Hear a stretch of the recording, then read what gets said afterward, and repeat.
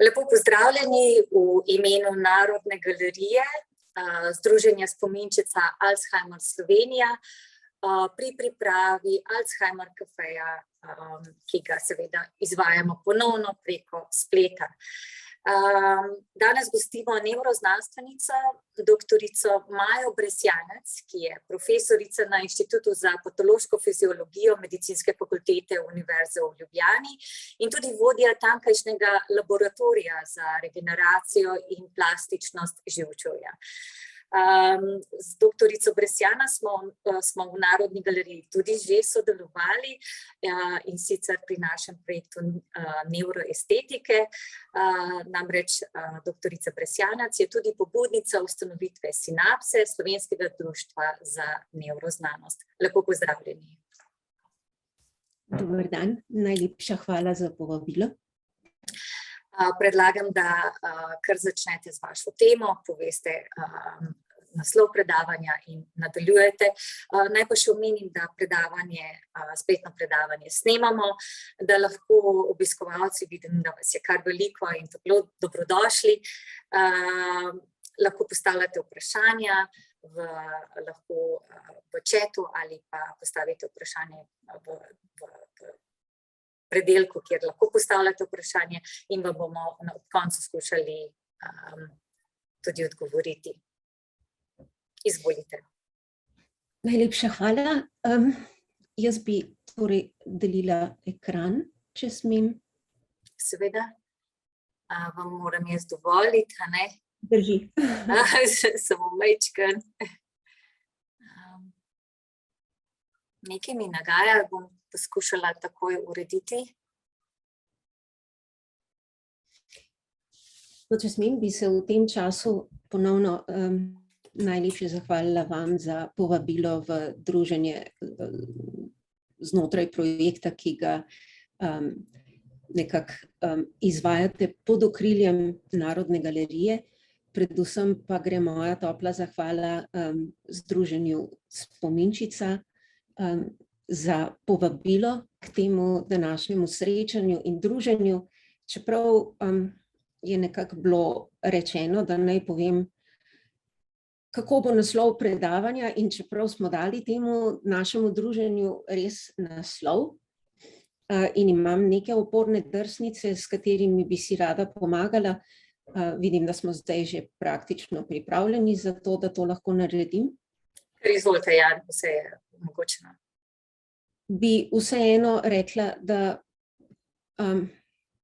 ne gre za predavanje, gre bolj za neko pripoved, s katero sem upala, da lahko nagovorim vse, ki ste se danes zbrali na tem dogodku,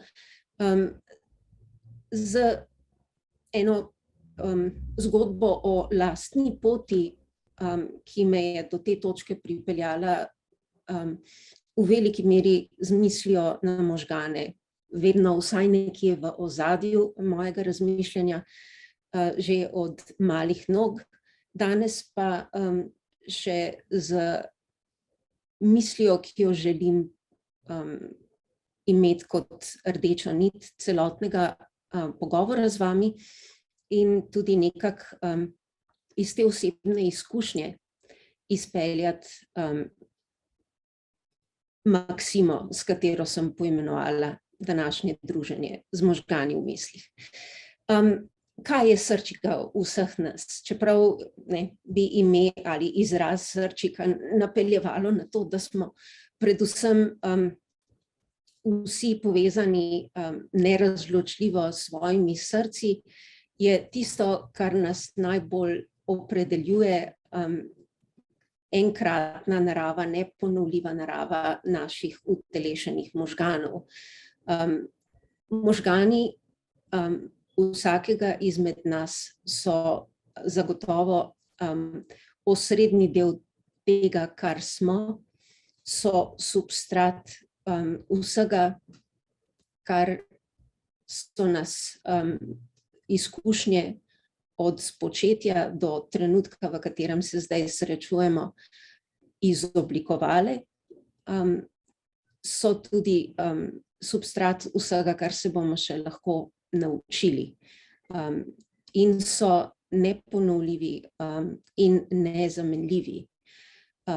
Medicina, znanost z velikimi koraki dela napredke na drugih področjih in marsikaj od bolezni in motenj v delovanju človekovega organizma znamo vsaj nasloviti, lajšati, izboljšati stanje, v nekaterih primerih pa celo recimo organ, ki slabo deluje, v celoti zamenjati. Ko gre za naše možgane, je pa zgodba povsem drugačna. In ravno zato, ker ima to dejstvo nekaj opraviti ne samo z mojo profesionalno potjo, ampak tudi z načinom življenja in skritimi željami za prihodnost, želim danes tole naše druženje posvetiti tej tematiki. Kot rečeno, bo pa pravzaprav moja zgodba na nek način dokaj osebna in začela bi s tem, da vam predstavim pot, ki je mene pripeljala do možganov. Sem, kot je bilo rečeno, zdravnica, nevroznanstvenica, ampak začetek moje zgodbe sega v tisto obdobje otroštva, v katerem sem se z motnjami v delovanju možganov srečala skozi bolezen svoje stare mame, ki jo je prva možganska kap oropala množice sposobnosti, druga možganska kap še vedno v obdobju, ko sem bila otrok, pa jo je tudi odnesla. Ko smo ostali brez babice, se je družina, mama, oče, dedek in jaz, preselila iz majhnega Celja v veliko Ljubljano in družina, torej mama, oče in jaz smo bili izjemno okupirani z izzivi, s katerimi nas je ta preselitev soočila. Mama je postala namestnica ministra na novo ustanovljenem Ministrstvu za varstvo okolja, kar je bil tudi eden poglavitnih razlogov, da smo se preselili iz majhnega kraja v prestolnico. Oče je vodil nov biro arhitekturni. Jaz sem se spopadala z izzivi vključevanja v novo osnovno šolo, ki je bila že tretja, ki sem jo zamenjala v razmeroma kratkem času. In vsi skupaj smo bili precej okupirani s svojimi težavami, tako da nam ni bilo pretirano v ospredju pozornosti to, da je dedek, profesor ekonomije, izjemno razumen, topel in osrednji človek v naši družini, postopno vse manj dobro deloval v tem novem domu, ki ga nekako niti ni zaznaval kot dom. Ampak je vse bolj pogosto odhajal nazaj v okolje, ki ga je bolje obvladal, v Celje in v rodni kraj v osrednji Srbiji, kjer je nekako imel opravke, zaradi katerih niti nismo bili pretirano pozorni na to njegovo odhajanje. Ampak počasi se je izkazalo, da njegove poti niso bile samo odhodi v okolje, v katerem je imel opravke, pač pa je iskal tudi okoliščine, v katerih bi se bolje znašel, kot se je znašel v tem novem domu, v katerem se ni počutil doma. Dejansko je s časoma začel zgubljati svoje poti, zgubljati svoje dragocenosti, orientacijo, spomin samega sebe. In spomnim se večera, ko je ob družinski večerji mojega očeta vprašal: "Oprostite, mladi mož, kdo ste vi?" Odšel je pri 79 letih, takrat, ko je mnogo let potem, ko so ga zapustili možgani. odpovedalo tudi njegovo neutrudno srce. Spomnim se, da smo bili kot družina precej izgubljeni. Izgubljeni zato, ker sami nismo vedeli, kako se spopasti z izzivi, ki jih je prinašala dedkova bolezen. Izgubljeni tudi zato, ker pogovori z zdravniki pravzaprav niso prinesli niti razlag, niti ustrezne pomoči, niti nobene oblike olajšanja pravzaprav. Spomnim se, da sem sama precej začudeno tudi doživljala pogovore z zdravniki, ki so iskreno povedali, da pravzaprav ne vemo, kaj je v ozadju nastanka bolezni, ki je prizadela dedka in ga oropala vsega, kar je bilo značilno zanj. Sama sem kot otrok v zdravnikih, raziskovalcih, znanstvenikih seveda videla utelešenje tistih, ki mi lahko pomagajo do odgovorov na vsa moja vprašanja. In ni mi bilo popolnoma razumljivo, kako je možno, da niti nimajo odgovorov in še manj lahko ponudijo usmeritve, kako bi lahko dedku pravzaprav pomagali ustaviti ali celo obrniti potek njegove bolezni stran od neugibnega konca. Ta nemoč je seveda na nek način se razblinila potem, ko je dedek odšel in ko so izzivi življenja za vse nas, ki smo ostali za njim, pravzaprav okupirali naše možgane in se spremenili v motivacijo za to, da smo se premaknili naprej. Kar nekaj let pozneje, če zdaj preskočim, sem postala najprej zdravnica, potem tudi opravila doktorat iz nevroznanosti. Pot do te točke mi je odprla veliko zanimivih iztočnic in mi dala napoved nekih obetov, tudi za odgovore na vprašanja, ki so se rojevala ob babičini kapi, dedkovi bolezni. Dejansko sem se zaradi motivacije, ki je bila vsaj delno tudi posledica bolezni, s katerimi sem se srečevala v otroštvu pri svojih najljubših osebah, pogumno odpravila delu v nevroznanosti naproti. Na začetku, že kot študentka, sem začela iskati odgovore na vprašanja povezana z sposobnostjo živčevja, da se obnavlja po poškodbi, okvari. Postopno me je ta pot peljala v razširitev obzorij in tudi v druge kraje. V Združenih državah sem spoznala področje uporabe celičnih presadkov za zdravljenje, lajšanje nevrodegenerativnih bolezni na vzorcu modelov Parkinsonove bolezni. Postopno me je pot potem peljala nazaj v domači kraj in v smeri raziskav kar se da zgodnjega zaživljenjskega natančnega diagnosticiranja bolezni živčevja, ki sodijo v to kategorijo nevrodegenerativnih bolezni s poudarkom na demencah.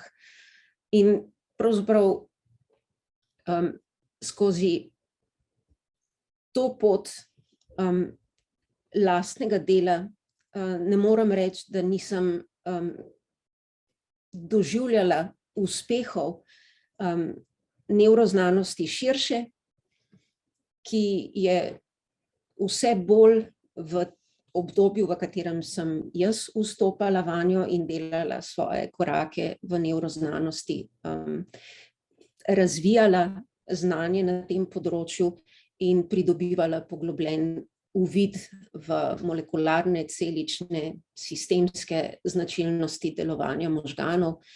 Zgolj za ilustracijo ena izmed lepših slik področja v hipokampusu možganov miši v tem primeru, področja, ki je precej na udaru v sklopu nevrodegenerativnih bolezni, demenc, kakršna je tudi ta, ki je odnesla mojega dedka.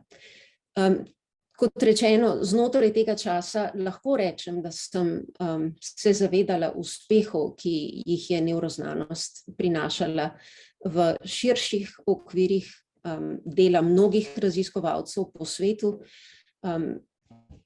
Govorim tudi o obdobju, ki je bilo recimo v Združenih državah in potem v mednarodnih okvirih proglašeno za dekado možganov, zadnje desetletje prejšnjega tisočletja, znotraj katerega je nevroznanost vsekakor napredovala.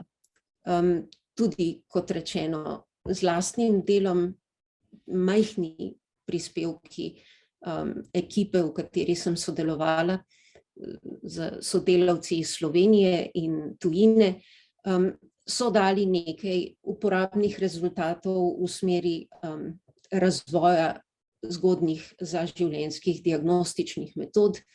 Tukaj je slika enega prizora iz možganov pokojnika, ki je imel nevrodegenerativno obliko demence, v kateri so te bolezenske spremembe označene z eno izmed molekularnih sond, ki smo jih razvijali za zgodnjo zaživljenjsko diagnostiko in dejansko te svoje rezultate iz laboratorijskega okolja pripeljali tudi do kliničnega preizkušanja, kjer smo ugotovili, da lahko celo z našimi sondami prepoznamo nastanek patologije v možganih ljudi z nevrodegenerativnimi boleznimi še leta, preden se pravzaprav pojavijo znaki bolezni. V primerih, to je konkretno možno seveda samo v določenih primerih na tak način preverjati, in tukaj je šlo za eno izmed bolezni, ki je posledica genetske mutacije, zato ukolikor vemo, da je posameznik nosilec neke mutacije in bo zato z veliko gotovostjo, skoraj 100% gotovostjo, prej ali slej razvil bolezensko sliko nevrodegenerativne demence, ukolikor je pripravljen sodelovati v raziskavah, v katerih pač lahko z uporabo molekulskih sledilcev na poseben način označenih, dovolj zgodaj pogledamo v njegove možgane, je potem lahko prizor približno takle, kot smo ga videli pri naših preiskovancih v raziskavi, v kateri smo uporabili svojo sondo in videli spremembe v možganih že pred nastankom klinične slike, ki so se potem, kot kaže, povečan delež rdeče barve v tretji sliki 2 leti po začetku sodelovanja v tej raziskavi samo še povečale. Skratka, ta konkretna slika izkazuje to, da smo s svojim pristopom, tudi moji sodelavci in jaz, dali en majhen prispevek k možnosti zgodnjega zaživljenjskega prepoznavanja nevrodegenerativnih bolezni, ki se kažejo kot demence. Pa vendar,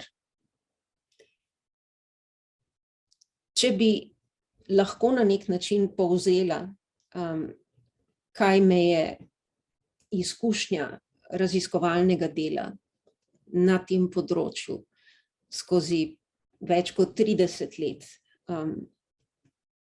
naučila, tudi kot zdravnico, ki se zaveda izzivov ob bolniški postelji, ko je zdravnik soočen z izzivi, s katerimi se srečuje bolnik, ki čuti, da je nekaj narobe, pa ne ve, kaj ga čaka, kako pravzaprav z gotovostjo priti do diagnoze in v kakšni meri je možno s kakršnokoli terapijo zgodaj poseči v to dogajanje.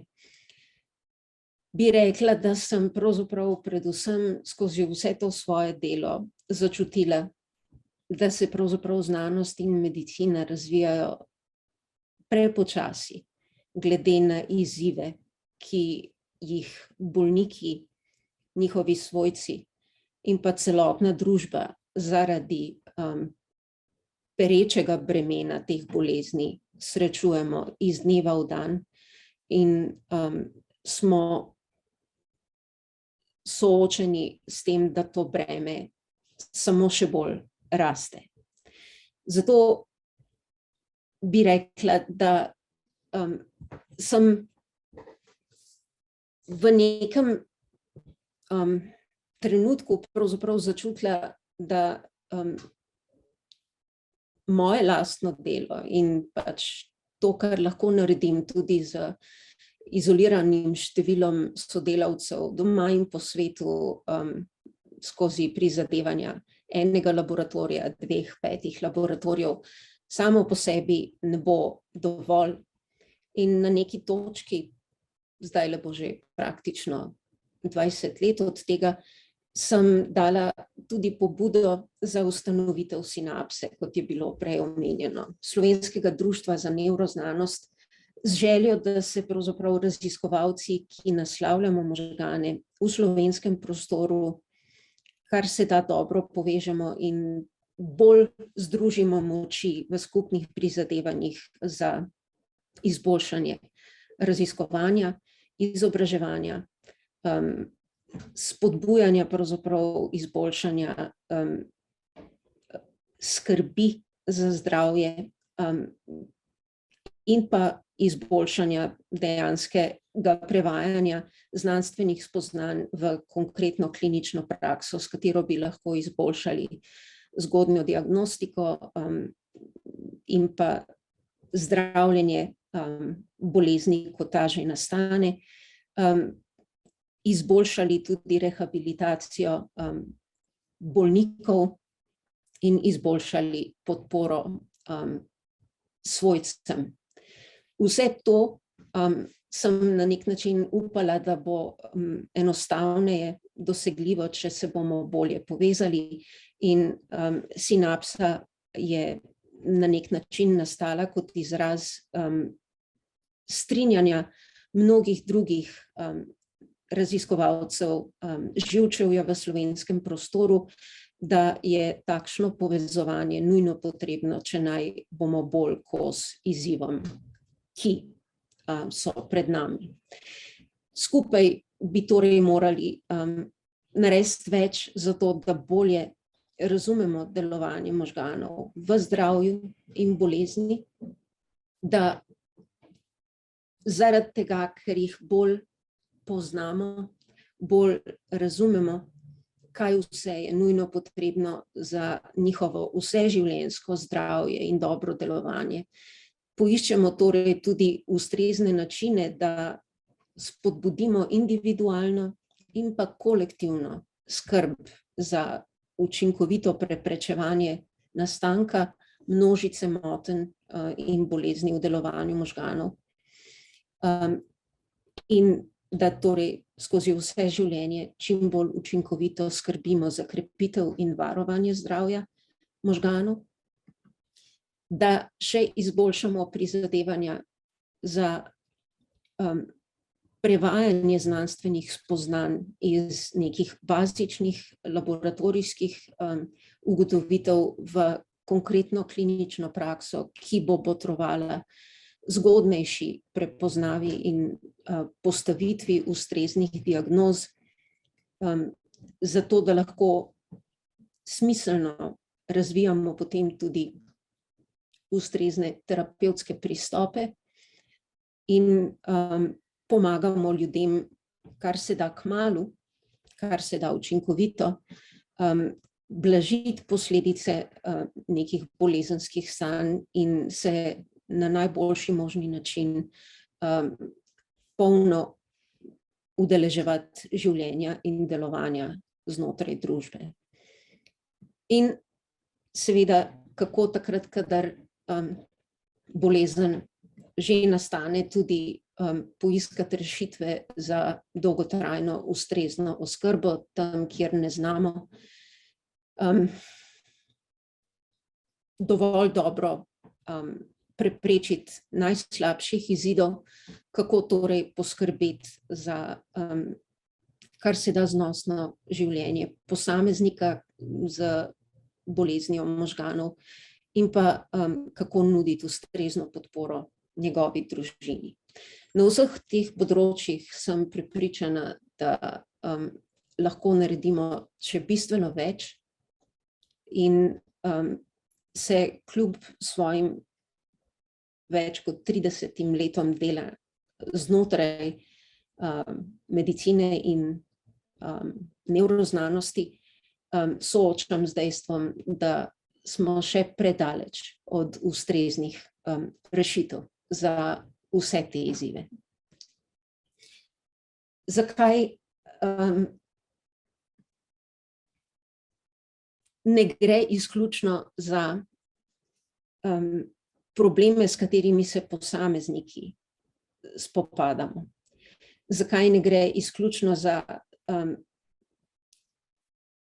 nedvomno izjemno veliko breme, ki ga nosi bolnik, njegovi najbližji, vsi, ki zanj skrbijo, ampak gre za pereč problem, s katerim se mora spopasti družba, civilizacija, bi lahko rekla, bolj učinkovito, kot se spopadamo danes.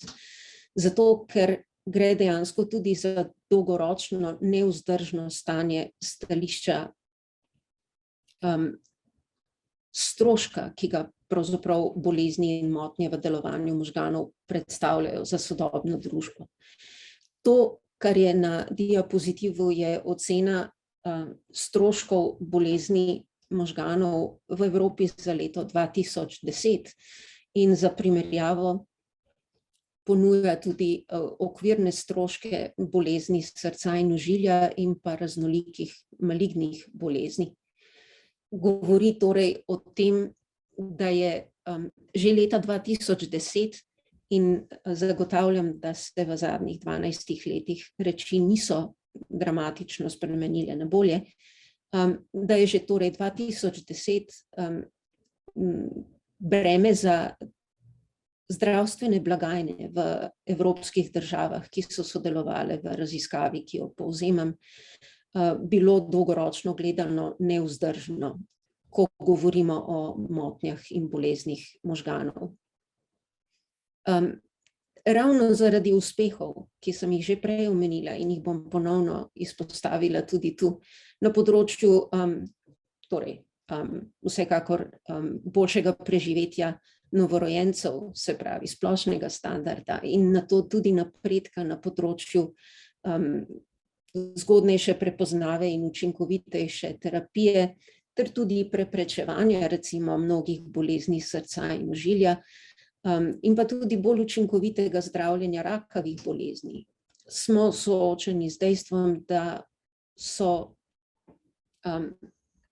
poglavitno breme, s katerim se še ne spopadamo učinkovito, torej bolezni možganov, ki jih še najmanj učinkovito obvladujemo. Zakaj so obeti slabi, kot sem prej izpostavila? Zato, ker med drugim čas ne deluje nam v prid. To, kar je pravzaprav tale hiter prelet v času od leta 2010 do 2050 pokazal, je postavitev demografske piramide nekoliko na glavo, na račun tega, da zaradi izboljšanega življenjskega standarda in zdravstvenega stanja pričakujemo in doživljamo tudi v resnici dramatično staranje prebivalstva, ne le v Evropi, to je globalni trend, In zato, ker velik del bolezni, o katerih se pogovarjamo, ko govorimo o motnjah v delovanju možganov, z leti pravzaprav njihov delež v populaciji pravzaprav samo raste.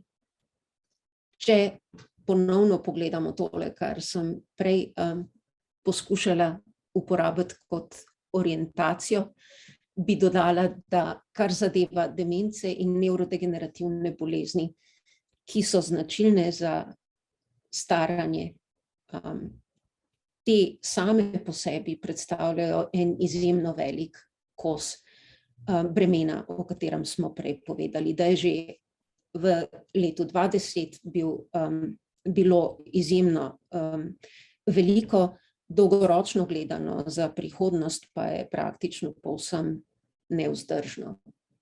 Ne samo za zdravstvene blagajne, pač pa kot neka vizija razvoja smeri, v katero gremo kot človeštvo, je več kot očitno, da moramo nekaj narediti, ker se nam mudi. Mudi se nam vsem, mudi se bolnikom, svojcem njihovim za čimprejšnje, čim bolj oprijemljive rešitve, s katerimi lahko neposredno vplivajo na lastna življenja. Mudi se zdravnikom, ki so soočeni z kronično nezavidljivo vlogo podajanja neustreznih, ne dovolj dobrih, nespodbudnih odgovorov na vprašanja, kaj se da narediti. Mudi se znanstvenikom. Vem, da smo se v preteklih dekadah pogovarjali o tem, da je pravzaprav vlaganja v nove metode zdravljenja na področju motenj v delovanju živčevja veliko premalo, zato ker se zdijo orehi pretrdi, izzivi preveliki, časovnice predolge za neke smiselne poslovne modele, ki naj vendarle v doglednem času prinesejo profit tudi industriji, ki je povezana z razvojem novih terapevtskih pristopov. Ampak te izzivi zaradi tega niso nič manjši, nasprotno, samo večji so in vse bolj pereči. Zato se pravzaprav mudi ne samo bolnikom, zdravnikom, znanstvenikom, mudi se celotni sodobni družbi, odločevalcem, ki postavljajo na nek način prioritetne vrstne rede za izpolnjevanje družbenih ciljev. Kolektivno se moramo pogovoriti o tem, kako prevrednotiti svoje trenutno zastavljene načrte razvoja in kako lahko z izbiro perečim problemom primernih novih ciljev zastavimo svoje načrte drugače, znanosti, izobraževanju, zdravstvu, bolj v prid, ko gre posebej, ko gre za izzive, ki jih prinašajo motnje v delovanju možganov. Prepričana sem, da lahko vsi skupaj in vsak posameznik med nami naredimo precej. Nekoč je sinapsa kot prvo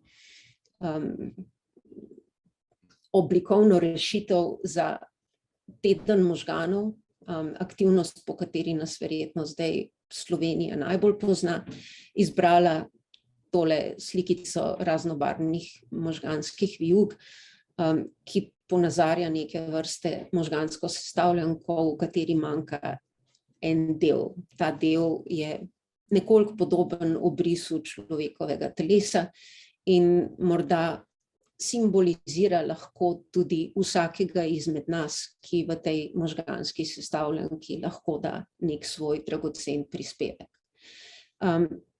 Če se vprašamo, kaj pravzaprav lahko naredimo vsak sam in vsi skupaj bolje, pa če ne skušam zastaviti to zdaj pretirano politično in znanstveno strateško, ampak preprosto postavim to vprašanje kot sleherniku, bi rekla, da se dajmo spustiti v spoznavanje možganov. Dajmo poskušati spodbuditi izobraževanje na tem področju. Dajmo se ne ustrašiti izzivov, ki jih prinašajo pravzaprav zapletene teme, ki terjajo, da se človek več kot 7 sekund zadrži na neki kratki novici. Dajmo pravzaprav kot babice, detki, starši spodbujati otroke, da berejo, da raziskujejo, da iščejo informacije, da jih pretehtajo, da niso zadovoljni z hitrimi, instantnimi odgovori na vprašanja, ampak da skušajo poglobljeno spoznati zgodbe, ki jih preprosto v kratkih soundbitih in 7-sekundnih povzetkih novic ne bodo mogli spoznati na način, ki bi omogočal vsebinsko poglobljeno razmišljanje in delovanje na področju izboljšane skrbi za zdravje, na področju izboljšanih metod zgodnje diagnostike in boljše terapije, pač pa dajmo spodbujati mlade rodove, da si vzamejo čas, da se poglobijo in da morda tudi razmišljajo o izobraževalni in raziskovalni poklicni poti v smeri raziskovanja in boljšega razumevanja možganov. Če smo sposobni sodelovati v raziskavah, poiščimo možnost, da jih podpremo tudi na tak način, lahko pa tudi poiščemo druge vzvode, prek katerih lahko spodbudimo raziskovalno delo v družbi in pritegnemo znanstvenike, da odprejo vrata svojih laboratorijev in nam pomagajo razumeti, kje so, kako delajo, zakaj je napredek razmeroma slab, glede na to, kar bi si kot posamezniki in družba želeli. Poskušajmo poiskati načine, kako lahko potem združimo moči in spodbudimo večje korake v pravo smer. Vsak zase pa dajmo ravno tako tudi premisliti o tem, kaj lahko iz dneva v dan naredimo za to, da izboljšamo svojo vseživljenjsko skrb za lastne možgane. Na tem področju sem prepričana, da lahko vsak posameznik naredi bistveno več, kot to trenutno počnemo, zato ker se večino časa ljudje svojih lastnih možganov in njihove vloge v lastnih življenjih niti ne zavedamo. Če pa bi se za hip ustavili, razmislili o tem, kako ključnega pomena so za naše dobro delovanje in počutje, pa bi nemara tudi našli dodatno motivacijo, da bolje poskrbimo zanje, za ustrezno prehrano, z ustreznim gibanjem, z primernim počitkom, z specifičnimi oblikami spodbujanja njihovega delovanja na področjih, na katerih se do zdaj še nismo preizkusili, kjer lahko z razvijanjem sposobnosti povečamo tudi tako imenovano kognitivno rezervo in morda odložimo ali zmanjšamo pač posledice kakršnihkoli motenj v njihovem delovanju, ki bi nas utegnile doleteti zaradi bolezni ali pa starosti. Vsak torej med nami lahko marsikaj naredi za to, da lahko izboljša skrb za lastne možgane. Ravno tako pa sem povsem prepričana in tudi v duhu svojega poklica in položaja poskušam na tem področju narediti več, da bi Slovenija kot država, ki je pred 6 leti priznala možganom posebno veljavo z proglasitvijo srede v 3. tednu marca za nacionalni dan možganov, pa kljub temu v nacionalni resoluciji Družba zdravja do leta 2023 med boleznimi, ki jih lahko z skrbjo za zdravje, za krepitev in varovanje zdravja od možganskih motenj navaja zgolj možgansko kap in pa poškodbo možganov. Zato sem prepričana, da lahko Slovenija na tem področju naredi več, tudi tako, da prepozna skrb za zdravje možganov kot enega izmed imperativov za bodočo družbo znanja, ki si želimo biti kot država. In da torej oblikujemo ne samo nacionalno resolucijo, ampak nek konkreten načrt za spodbujanje aktivne vseživljenjske skrbi za zdravje možganov po vsej Sloveniji. Skratka, mislim, da sem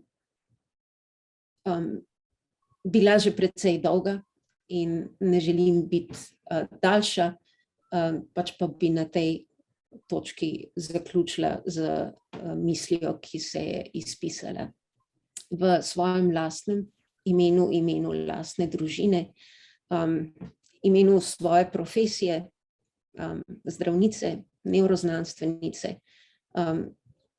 Se vam zahvaljujem za pozornost in upam, da sem vas s tole zgodbo morda še malenkost dodatno spodbudila, da poiščemo načine, kako stopiti skupaj in narediti več v prid zdravju možganov. Najlepša hvala. Doktorica Bresjanac, najlepša hvala za ta vaš osebni apel, za to vašo osebno zgodbo, ki ste jo delili z nami, ko je vaš dedek začel izgubljati svoje poti, ko ste bili izgubljeni kot družina in pa seveda kot vse vaše izkušnje, ki ste jih pridobili v več kot 3 desetletjih raziskovalnega, znanstvenega dela na tem področju.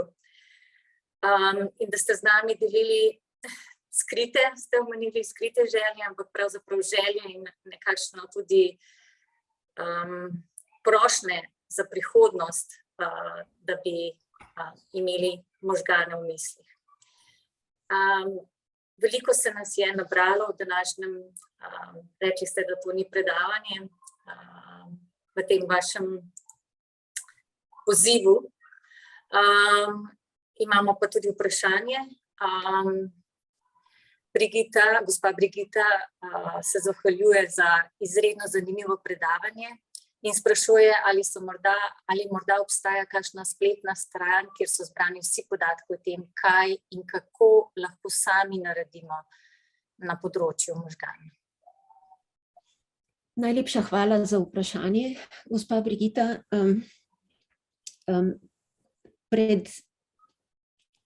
Tako bom rekla, preprost, kratek odgovor je ne še čisto, se pa več ljudi pravzaprav trudi in si prizadeva narediti kar se da uporaben spletni repozitorij strokovnih znanstvenih izsledkov, na katerih v bistvu lahko vsak izmed nas gradi neko svojo aktivno skrb za zdravje možganov. Pred leti nas je v okviru enega študentskega projekta, ki je potem na koncu pristal pod okriljem Synapse, zanimalo, koliko slovenska javnost ve o priporočilih za skrb za zdravje možganov, ki temeljijo na znanstvenih izsledkih, in smo dejansko zato takrat izpeljali v razmeroma kratkem času eno precej obsežno anketo, v kateri so nam predstavniki slovenske javnosti v torej, tako bom rekla, precej raznolikih iz različnih koncev Slovenije, iz različnih demografskih skupin zaupali pravzaprav, koliko vedo, kje iščejo informacije, na katere ovire naletavajo in kaj bi si pravzaprav želeli na tem področju dobiti od stroke, znanosti. In ta anketa je dejansko bila podlaga za objavo raziskovalnega poročila v lanskem letu, ki smo ga povzeli tudi v obliki enega dokaj prijaznega kratkega teksta z veliko ilustracijami, ki smo mu nadeli ime Zdravje možganov. Iz teh spoznanj, iz ankete, to brošuro o zdravju možganov z velikim veseljem lahko delim prek, pravzaprav tudi tukaj, tako da vam ponudim povezavo, ampak bom samo stavek poskušala dokončati oziroma to misel speljati do konca, preden to naredim. Na podlagi teh spoznanj iz raziskave smo oblikovali pravzaprav še načrt za en javni posvet, na katerem smo beležili precej lepo udeležbo ponovno dokaj široke javnosti leta 2017 jeseni. In iz tega javnega posveta in same raziskave izpeljali zaključek, da je potrebno oblikovati eno takšno spletišče, ki bo v slovenskem jeziku ponujalo jedrnate, kratke povzetke znanstvenih spoznanj prek različnih področij skrbi za zdravje možganov. In to je bil pravzaprav povod za rojstvo spletišča zdravaglava.si in za program krepitve in varovanja zdravja, ki ga podpira Ministrstvo za zdravje v zadnjih 2 letih in pol, Zdrav duh v zdravi glavi, ki je dejansko pač poglaviten način za polnjenje vsebin na spletišču zdravaglava.si. Ta program je namreč omogočil finančno podporo, s katero ekipa mladih,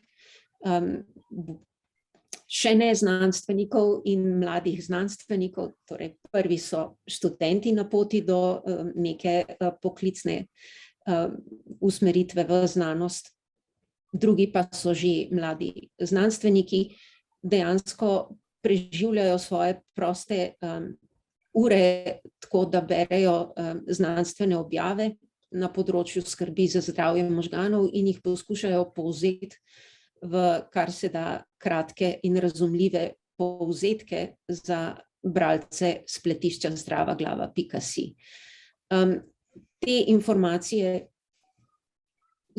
torej poskušamo ponuditi na tem spletišču, ampak vemo, da smo daleč od tega, da bi v tem kratkem času lastnega obstoja in z resursi, ki jih imamo na voljo, lahko zares dovolj dobro pokrili potrebe, ki na tem področju obstajajo. Zato upam, da smo na pravi poti in da, čeprav sem uvodoma rekla, da je kratek odgovor na vaše vprašanje, da tega še ni na enem mestu, da počasi pravzaprav spletišče zdravaglava.si prerašča v nek tak spletni vir informacij o sprotni produkciji znanstvenih raziskav prek 5 področij skrbi za zdravje. Mislim pa, da je premalo, če samo ena taka majhna ekipa mladih znanstvenikov z nekim strokovnim svetovalnim telesom podprta, dejansko poskuša narediti tisto, kar bi terjalo precej večja prizadevanja znotraj naše družbe. Tako da mislim, da imamo tudi tukaj še veliko rezerve za to, da izboljšamo to, kar počnemo in kako lahko s tem naredimo še precej več. Vkolikor kogarkoli zares zanima, lahko poiščem to našo publikacijo o zdravju možganov.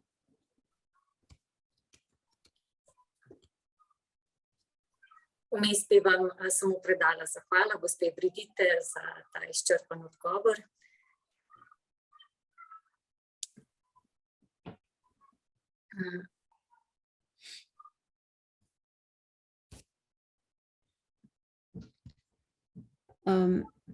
Pravzaprav bomo mogoče lahko kar takole naredili, če bo to šlo. Ja, pa ne gre. Bom morala deliti povezavo.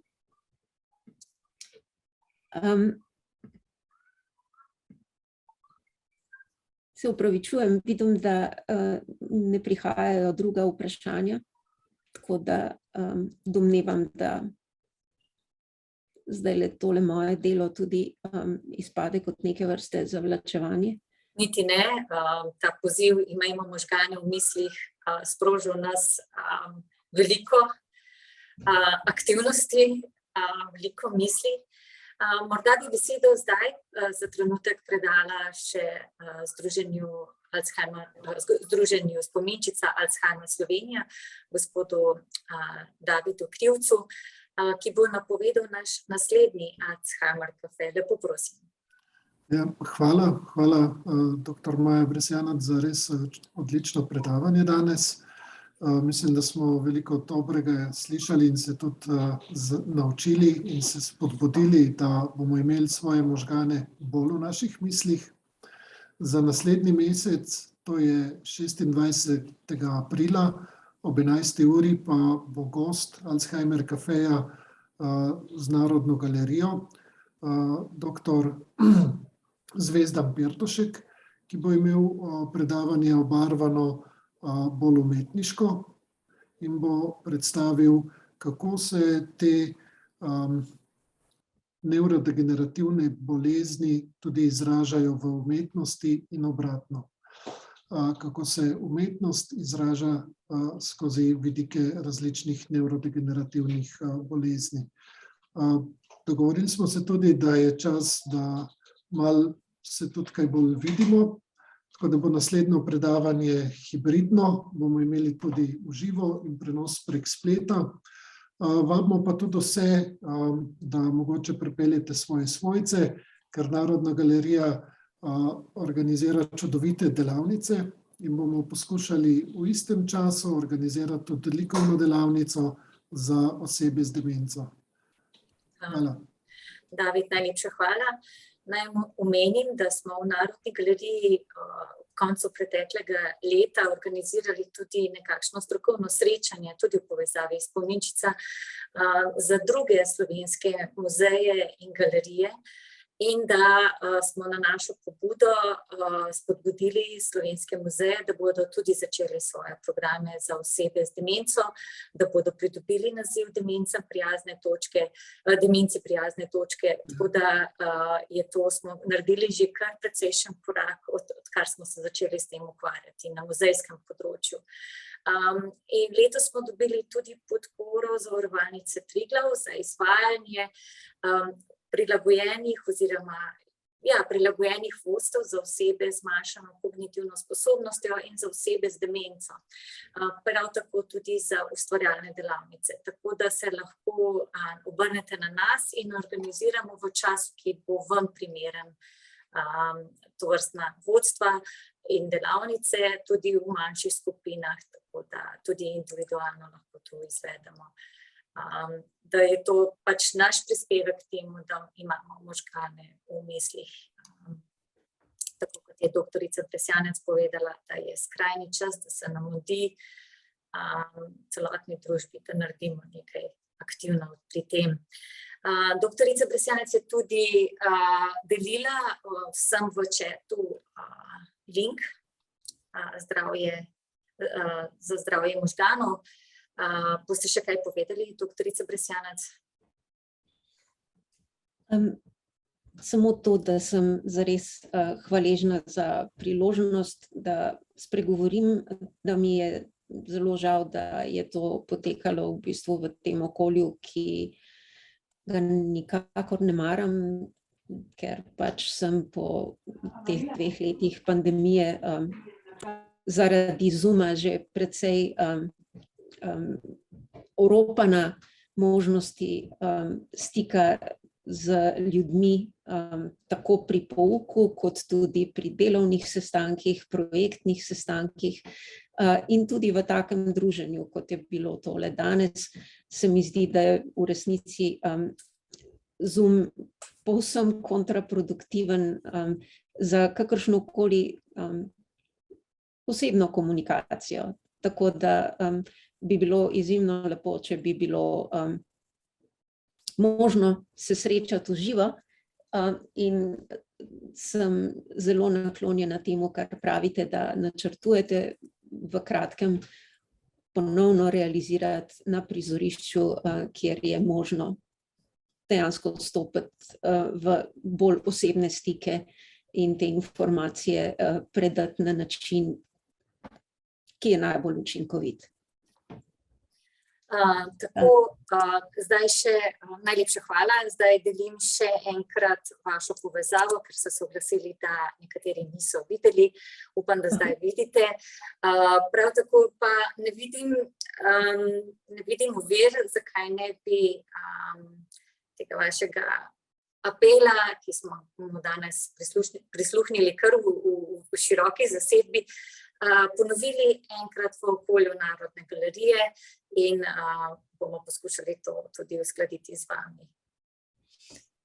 Najlepša hvala. Jaz predlagam, da se morda za naslednje druženje, vkolikor ga bomo res realizirali nekako na prizorišču, premaknemo od mojega jamranja in osebne zgodovine v smer morda nekih konkretnih, čisto specificiranih korakov, ki jih lahko morda naredi tako stroka kot pač širša družba.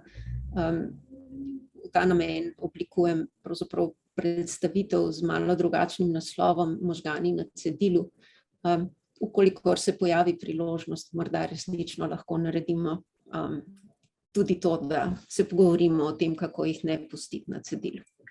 Jaz bi to smatrala kot nekakšno zavezo, tako da bomo uskladili datum in vas o tem seveda vse, ki ste nam danes prisluhnili, tudi obvestili. Zato spremljajte objave na naši spletni strani in pa seveda na spletni strani Spominčice. David, bi morda vi še kaj dodali? Hvala vsem, da se nam tudi tako pridružujete. Povabil bi vas tudi na spletno stran Narodne galerije, kjer imate veliko gradiv, teh likovnih namigov, ki so jih pripravili pri prejšnjih srečanjih, pa tudi posnetke prejšnjih srečanj. Se vidimo prihodnji mesec. Hvala.